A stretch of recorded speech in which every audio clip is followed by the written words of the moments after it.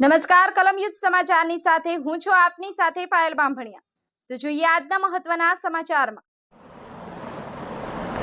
હાલમાં શૈક્ષણિક કાર્ય ચાલુ થતા ડભોઈ એસટી ડેપો તંત્રની નિષ્કાળજીના કારણે પાસ કાઢવા માટે મોટી લાઈનોમાં વિદ્યાર્થીઓ હેરાન પરેશાન થઈ ગયા છે।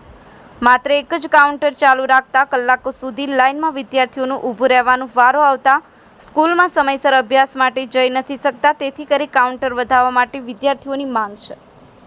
હાલમાં શૈક્ષણિક નવું સત્ર ચાલુ થતાં તાલુકાના આજુબાજુના ગામના વિદ્યાર્થીઓ ડભોઈ એસટી બસ ડેપોમાંથી રોજિંદી અવરજવર કરતા તે માટે પાસ કઢાવવા ડભોઈ ડેપોમાંથી લાઈનોમાં ઊભું રહેવું પડતું હોય છે, જે કલાકો સુધી પણ એક જ કાઉન્ટર હોવાને કારણે વિદ્યાર્થીઓનો અભ્યાસ બગડે છે।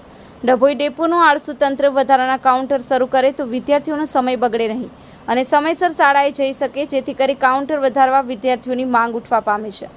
ડભોઈ તાલુકાના 118 ગામમાંથી લોકો અહીં આવે છે। શાળાઓ કોલેજોમાં સવારના લાઇનમાં ઊભા રહેતા સાંજ પડી જાય છે।